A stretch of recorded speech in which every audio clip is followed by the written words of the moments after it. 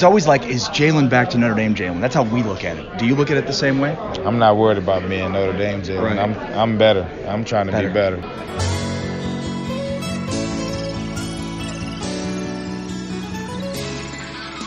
Today is Friday, January 11th. This is the Cowboys Beat with Ari and Conn on CLNS Media. I'm Ari Temkin with Patrick Conn.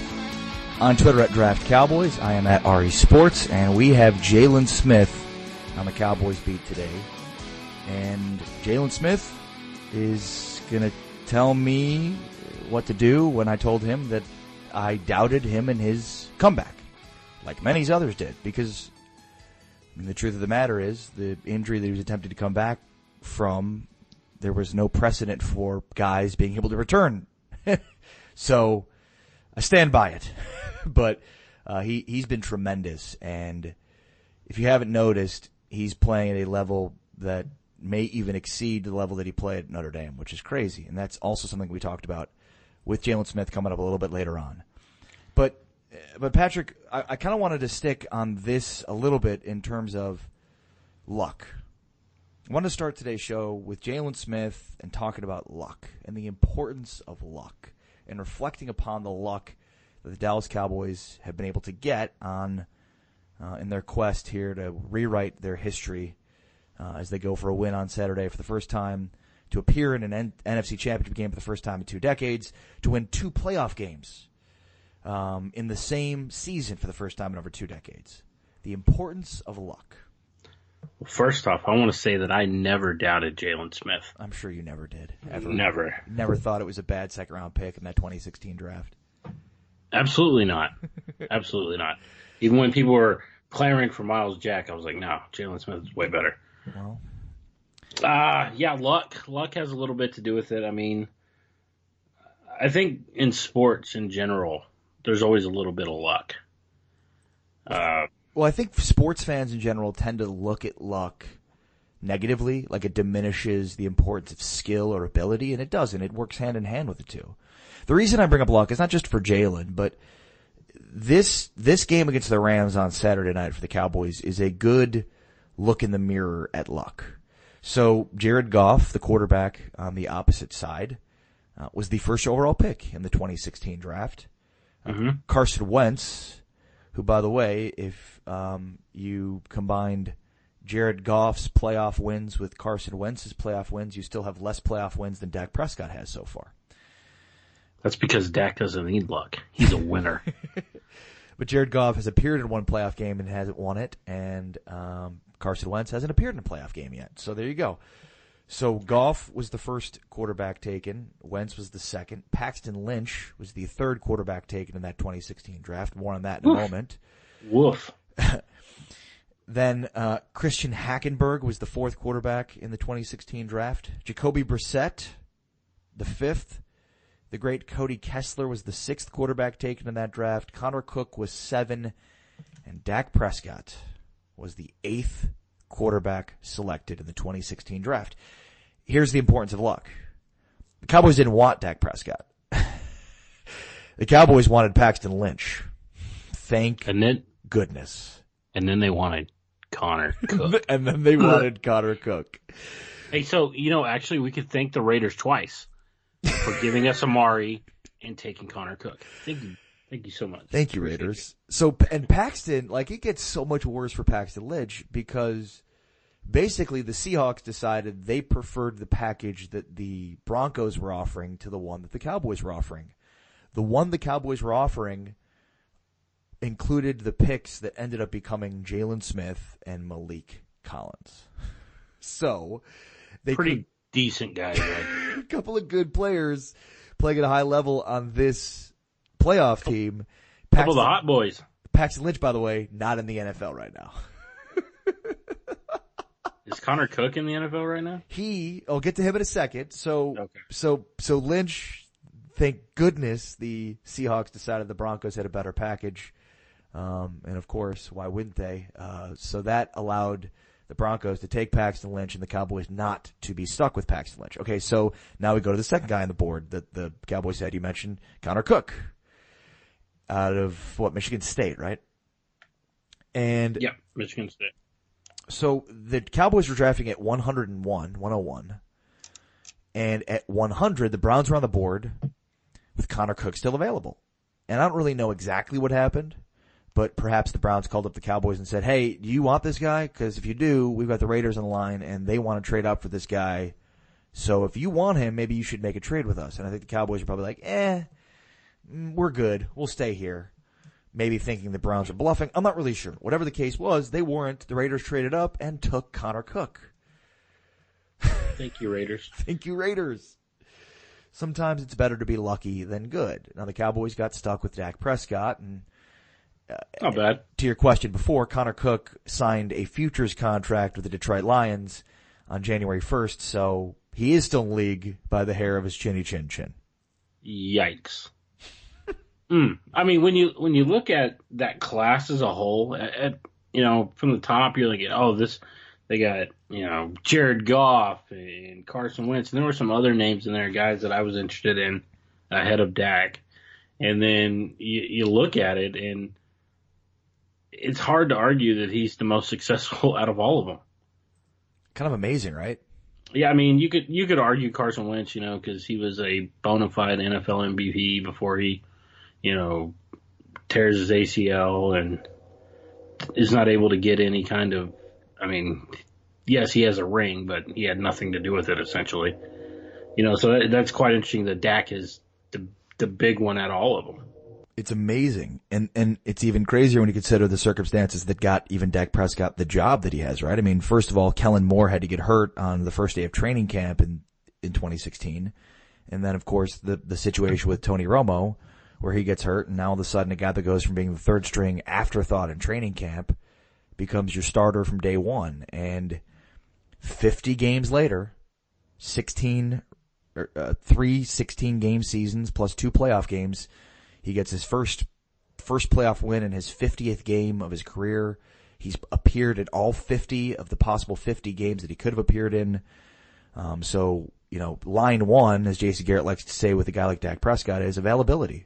Guy's there. He takes big hits. He's a tough, grown-ass man, as Zeke Elliott would say. And he has played in all 50 of the possible 50 games that he could have appeared in. And, that's the knock on Carson Wentz, I guess, is he's been hurt a lot. There's not much availability there. So, it's interesting you said Zeke calls him a grown-ass man because, did you see that stiff arm that he put on Griffith?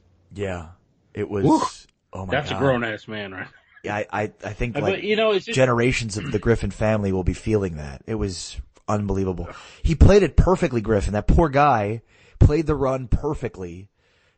And Zeke tried to get to the outside on him. And, Zeke's traditionally a north-south guy. It's funny. I rewatched that like multiple times because I was like so enamored with it. So Zeke's a north-south guy, but he tried to kind of get outside on him, but he couldn't. And so his last route was, okay, I'll just stiff arm you to the ground. Well, yeah, and the thing is, when you're designing plays, especially on the offensive side of the ball, you want hat for hat, essentially within the box. So what you're trying to do is get your running back into a one-on-one situation because 9 times out of 10 you expect your running back, especially one of the caliber of Ezekiel Elliott, he's going to beat that guy. But to go back to your point about the circumstances in which Dak Prescott was named starter, if you go to WFAA, I wrote yesterday about that, just that this is a throwback for Dak's first game, or he's returning to the place where it all started. Yeah. In LA when he went 10 for 12, 2 touchdowns. I think it was like 139 yards, 130 yards, somewhere in there. And that kind of like started the legend of Dak Prescott. Because up until that point, if you were going to practices during training camp, that guy and the guy that played in that game were 2 completely different guys. No, you're absolutely correct. I was at that training camp. I was there when Kellen Moore got hurt, and I was there to see Dak Prescott sell throws consistently in training camp. I mean, it was like, oh God, Cowboys are in trouble if Tony Romo gets hurt. This guy can't complete passes. The book on him is he's inaccurate with the football, and he certainly was. And that game was a major turning point in belief that once the lights come on, this guy's a different quarterback. And, I think after that game, there was sort of this confidence that maybe they found sort of a gem. It's interesting. If I could say one particular play that kind of changed my thought process back then, we're talking about 3 years ago, that throw he made to Terrence Williams, where he just dropped it in the bucket. Unbelievable. I was like, second touchdown pass. Yeah, there was a second touchdown pass, and I was like, wow, because we'd heard all the reports, and I'd seen him throw, and I was just like, this guy's not going to last very long. This is why this guy was a compensatory pick. This is why he was taken in the 4th round, top of day 3. And so you see this guy out there and you're like, okay. But it just seems like since that day, he's been proving people wrong. He continuously does it. And, honestly, up until, I would say week 8, week 9 this season, I was a Dak Prescott doubter. I didn't think he could get the job done. But I'm going to tell you, over his last 9 weeks, he has really changed my perception of him. Because up until that point, I always thought things have to be perfect for Dak Prescott.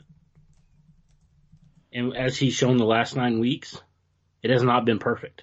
And he is still doing it. Let's stick on that, because how much has the addition of a legitimate number 1 wideout changed that? Like how much? Because I remember when the trade happens, the thought was, well, Amari will make Dak a better quarterback, because if he doesn't, they've got much bigger issues. Do you think that the growth that we've seen from Prescott exceeds the impact that adding a number 1 would have? I think it's more than just Amari. Yeah, I think that helped a lot. Don't get me wrong, I think it did. But what we're seeing is a quarterback who's played without his all-pro center all season. At times he's missed his all-pro left tackle, and at times he's missed his all-pro right guard. Things have not been perfect, and he's still been able to win. And that's the thing. Regardless, you can pull up all the different stats, and yes, he has the most game-winning drives. He's one of the most clutch quarterbacks in the NFL since he's joined. But the thing was that things weren't perfect, and he was still able to do things. And now you're seeing a guy like Blake Jarwin, start to come on. Yeah. Michael Gallup started coming. And here's the thing where, especially in the game against Seattle, that it kind of, another thing I kind of raised my eyebrow was like, he missed that throw to Michael Gallup on that, on the right side, on that fade in the end zone badly. I was dumbfounded about that throw. I was like, how did he do that? And the very next play, and I think this shows the competitive nature in him, it's a perfect pass. And it's like I've never seen that big of a shift in one single play. And it was just the very next play. He runs it again. They go, let's do it again. And he makes a perfect pass, and that just shows the competitive nature. And I think that says a lot about Dak Prescott. I mean, we can say all these different things about, he's missing wide open throws and he's doing that. The competitive nature, and I think this team feeds on it. Yeah, I don't think there's any question about that. I think you're absolutely correct. And we're getting ready to watch a game on Saturday, and you've got the more, I guess you could say, battle ready quarterback in Dak Prescott against a guy in Jared Goff who he's only been here once. Now, mind you, Dak Prescott has only been in, was that two postseason? Yes. He's been in 2 postseason games. This will be his 3rd. Yeah, this will be his 3rd. But the difference is what it's taken for them to get there. Yes, they both rely on run games, but it's been the timely plays, the coming from behind that Dak Prescott's having to do. And I mean, when you look at LA, I mean, they got Sean McVay and the high-powered offense and all these things. So, Jared Goff's going to put up the sexy numbers and everybody's going to fall in love with him. But the thing about Dak Prescott, it's gritty. It's lunch pail football. It's go to work every day. It's not going to be the pretty thing. It's not going to be the sexy thing, but he gets it done. And that's really why my respect for Dak Prescott over the last 9 weeks has grown, because of what I'm seeing him do week in and week out. It's not pretty, but he's getting the job done, and that's all that you can ask of Dak Prescott. Yeah. Well said. And I think in addition to that, what I want to say is, we sort of wondered after the Saints game, the idea of,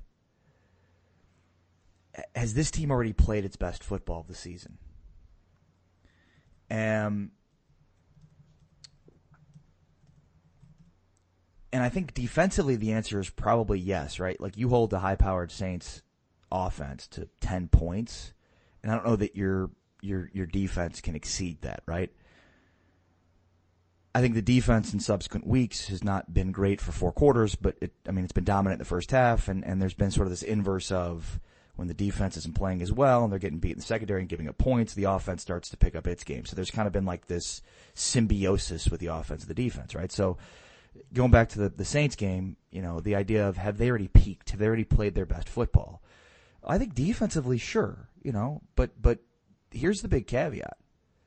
What we've learned in the last 2 weeks against the Giants and the Seahawks is that this offense is just scratching the surface of its potential. And the idea that they played their best football in that Saints game, it's not even close because of how good this offense can still be and how much growth we've seen in recent weeks. And I'm sure some of it's attributable to the rumors that Garrett and Dak are more involved in the offensive game planning. I think that's obvious. Dak's more comfortable. They've been more consistent in the red zone. So it's like, I think it is, yes, that we're seeing Jason Garrett and Dak Prescott sort of take the reins on designing the offense on a week-to-week basis. So, and I don't think, like, the idea that they need to dominate defensively to beat the Rams, like, the way we've seen them win in recent weeks, the offense, you have more confidence that this offense can hold up its end of the bargain. I said last week it's the Seahawks, the magic number is 25. They win 24-22. I didn't have confidence 10 weeks ago that team could put up 24 points against anybody. I have a lot of confidence that this team now can put up 24 points, 25 points, 26 points. And I think the same, like, they're not going to hold the Rams to 10 points. Their defense is not going to dominate to the level that it did at the Saints game. But that's okay. That's fine because their offense is right now playing at a level that we haven't seen so far this year. So their offense can pick up the slack where their defense is giving up yards and points in a league in which yards and points are going to be given up. And that's why, again, I still think it's another one of those 25, 26-point games. If the Cowboys get there, they're going to win. Oh yeah, absolutely. I agree with you 100%. If they can get in the 20 range and it's specifically going up against the Rams, we're talking about a football team that Dallas can run on this team. Yes. They got the best back in football, and what we've seen from the Rams this season is when they've gone up against NFC teams that are in the playoffs, they get gutted in the run game. There's 5 games in particular, Seattle twice because they're in the same division, Chicago, Philly, and the Saints. And in those games, they gave up 181 yards a game. We're talking 909 rushing yards in 5 games. So Zeke should be okay? Oh, absolutely. I think that specifically running on the interior, maybe not towards Donald. They're going to have to get on the edge a little bit, but they're going to have ways. They're going to have ways to go at this team. I think you can run at Brockers. I think you can run at Fowler. And Ndamukong Suh is not the guy that he used to be. He's getting paid like he is, but he's not the guy he used to be. But I think once you do that, get to the second level, I think you can really be more physical with this defense because you got a smaller linebacker in Mark Barron who was a safety. So I really think that they can bully these guys. Aaron Donald's he's gonna create havoc like he always does. But I think that there's some things that you can do to minimize his impact. And really, I think Ezekiel Elliott should have a big game. More on this, previewing the game coming up, but now let's visit with Mr. Clear Eye View, Jaylon Smith, right here on the Cowboys beat on CLNS Media. And Jaylon, did you ever think you guys would be here in this spot, in this game? We've sowed seed all year, and now we're getting a chance to reap what we sowed. But it's the beauty is in the struggle, the grind, each and every day preparing for a great opponent. So there's definitely a lot of joy because we get an opportunity to go out there and play Cowboys football. Jaylon, it's been a while since the Cowboys have been able to get to the NFC Championship, 1995. Do you even remember what you were doing back then? I mean, how old were you? Were you even watching football at that point? Honestly, I was born in June 14th, 1995. So I wasn't even born. However, yeah, you were 6 months. Was I 6 months? Yeah, because this would have been this January. January, you were 6 months. January 96. So I was 6 months years old. Yeah, no clue. No clue. I'm a mama's boy though, so probably in her arms. You said there's beauty in the grind for this season. Does that hold true also for the grind you went through to get to where you are today? Yeah, absolutely. Do you ever just smell the roses when it comes to that kind of thing? Where you are today? There's so much left to do. There's so much left to do. This is just the beginning, and I embrace it all. That's one thing I do. I know. I remember from the start, we're like, what's wrong with this guy? He's so positive. And now you can see. I mean, that play you had spying Russ was incredible. To go sideline to sideline and then chase Russell Wilson down straight line speed. I mean, when did you feel like you were at that point in your comeback where you could do that, where you could beat Russell Wilson to a spot? Man, it probably started about like week 13 of last year, where I really started to feel myself like, oh, okay, I remember that was elite. Okay, that's smooth right there. How do you measure it? Do you measure it because it's always like, is Jaylon back to Notre Dame Jaylon? That's how we look at it. Do you look at it the same way? I'm not worried about being Notre Dame Jaylon. Right. I'm better. I'm trying to be better. So are you past there yet? That's something I've been able to put on display. And it's just the journey. It's the journey. So I'm embracing each moment. Well, it's been really cool to watch that journey from my point of view because, look, I was a doubter. There are a lot of people that doubted, and just for you to be back on the field. Say sorry. I'm sorry, Jaylon. I doubted you, man. I forgive you. And you're killing it. And that's like, for me, just being on the field is like an unbelievable sports story. But I mean, to play at the level you're playing at, that is, and the confidence that you always had in yourself to be there. That is something that I know in fans that I've spoken with. Like, do you know the influence that you have in other people like that? Clear eye view. Focus vision. But do you feel that? Like, do you feel that from fans and other people that reach out to you that say, hey, I was going through this in my life, and your story and. Absolutely. That's just all about my talent, His glory. Glory be to God. Is that turf at the Coliseum? Is it a little bit different than normal turfs? It can get a little muddy. We've been playing this game for a long time, so we'll be fine. And you say muddy, but I mean, like, because you play on a field at AT&T Stadium. It's not a field, right? I mean, it's turf. So playing on an actual grass field is different like that. Do you feel the difference? I don't know. I love it better, honestly. Why? Well, I'm from Fort Wayne, Indiana. And nothing but grass field. So it brings me back to the glory days. Friday Night Lights, high school football, all of that good stuff. So. It's Jaylon Smith joining the Cowboys Beat, CLNS Media, with Patrick Conn. I am Ari Temkin. All right, Cowboys Rams Saturday night. This season already a success in your eyes, Patrick? I think so. But first off, say you're sorry for doubting Jaylon Smith. That was great. I loved it. I put this poll out on Twitter, and I got 85% said yes, which I was shocked by. If you look at everything, where the Cowboys were at 3-5, they had just traded for Amari. They lose their first game, Monday Night Football, with Amari, and then they go on this magical run. But at the time you're looking at 3-5, you're looking at a 6-10 football team, and to turn around and cap off eight wins in 9 games, to end, and going into the playoffs, and now you're one of the final 8 teams, and you're playing Saturday for a shot at an NFC title game, something the Cowboy fans have not seen since the 1995 season. Crazy. And there's still a chance that game could be at AT&T Stadium. But, neither here nor there. Well, I'm sure we can get into that later. But yes, to me, you have to look at this, where they were, how they could have. This team could have fell flat on their face. And that's why I say Jason Garrett deserves a ton of credit. Keeping this football team together, keeping them focused on what they had to do. They win the division. They win a playoff game. That's not something that Cowboy fans are used to hearing. I mean, they've won 2 playoff games the last 3 years. No, they didn't. They were in the divisional. Oh, that's right. It was 2014. They beat Detroit in the wild card. Yeah. Yeah. So in the last 5 years essentially. I mean, it's not great, but it's an improvement. Yeah, I mean, look, it's not the Cowboy standard, but you look at franchises throughout the NFL, and it's considerably better than a lot of others, right? Like, it's not the Cowboys have won more championships, more Super Bowls than any team not named the Steelers.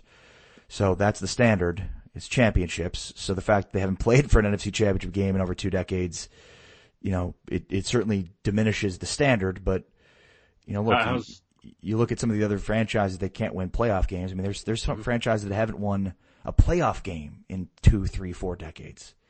How about this for a crazy stat? Should Dallas beat LA on Saturday, they will tie the Steelers for the most wins in the postseason of all time at 36 wins. Well, and the Seahawks game was the most playoff games by any franchise ever. Right. Yeah, Dallas has been there more than it's like they've been to the Super Bowl, I think, as many times as the Patriots. I think those are the 2 teams. They've both been 8 times, both 5-3. I mean, you talk about all these accolades and things, and it's just amazing. It's like, wow, Cowboys haven't been there for 20 years, and they still are the standard bearer. So I keep going back to this thing about Garrett, which I've never been a big Jason Garrett fan, but I feel like I've totally changed my entire mentality on Garrett because, I've always viewed him as a guy that had a fatal flaw in terms of an inability to evolve and adapt over the course of seasons, over the course of games, and over the course of a game. But I've seen that this year from him. I've seen growth in leaps and bounds. And I don't know. I guess I think some of the vitriol towards Garrett has probably diminished from the fans, which is crazy to think that, you go back to 7, 8, 9 weeks ago, and it seemed like 90% of the fan base is ready to have him gone. But he's going to get an extension after this season, which is not how I thought the season would end. And it's really difficult to divorce the success of this team this year from Jason Garrett. Yeah, I think probably the way you feel about Garrett now versus 9 weeks ago is probably how I felt about Dak Prescott 9 weeks ago compared to now. But yeah, you're right. I mean, you're talking about a guy who's about to get an extension, which I think is well deserved. Yeah. The fact that he's been able to, keep things together. I mean, this season could have easily, with a weaker-minded head coach, with a weaker-minded locker room, I think this team would have fell apart. Yeah. But you talk about the leaders in that locker room, and Zeke has stepped up. Dak obviously is a leader. You're seeing more and more of Tank Lawrence. As he's talking more and more with the media, you're learning just like how he is. I mean, and let's not forget Sean Lee, and I think Leighton Vander Esch is, even though he's a rookie, he's becoming a leader in that locker room just by his play on the field. People are going to listen to him. Jaylon Smith. I mean, of course, then you have Zach Martin, Tyron Smith, Travis Frederick's still a leader in this locker room. So, I mean, you have a very strong core, and it's great because they're very young. Yeah, I think you do. I think we all can agree, though, even fans, the 90% that wanted Garrett fired, I think we can all agree that the issue now is the guy calling the plays. Yeah. And that's interesting. If Dallas wins and goes on to the NFC title game, could you still look at replacing Scott Linehan in the offseason? It's hard to believe that a team that goes to the NFC Championship game would fire its offensive coordinator. But I also kind of think, you have to look at the whole picture. Right. And I mean, do you think that the schematics, do you believe the rumor that, Jason Garrett and Dak Prescott have been sort of more involved in the planning going into each week? Yes. Yeah, then that kind of tells you all you need to know. Because, and I'll tell you this, is, I've talked to people who covered Minnesota. I've talked to people who covered Detroit, and they have all said the same thing. That Scott is very much, they're going to do things his way. He wants to be the only voice in the room, and if a certain player is missing from the scheme, it falls apart. Yeah.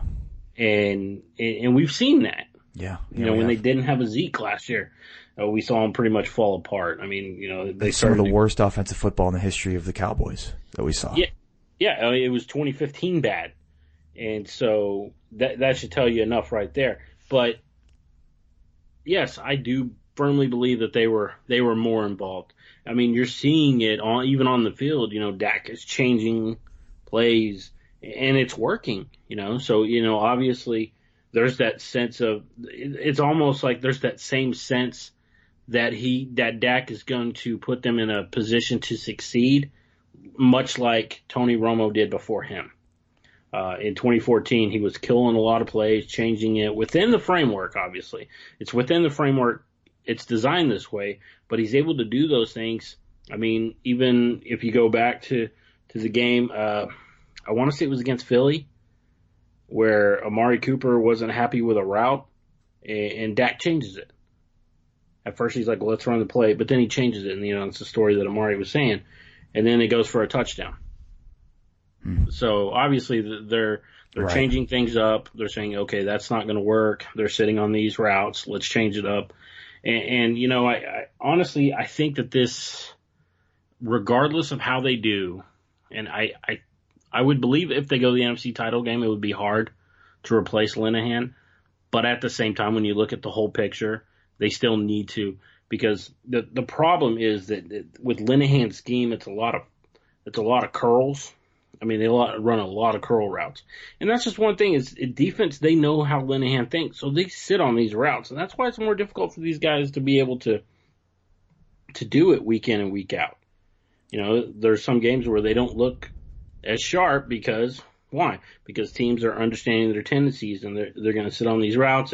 And a player like bringing in Amari was just so different because he was so far superior route runner than they've had in a long, long time.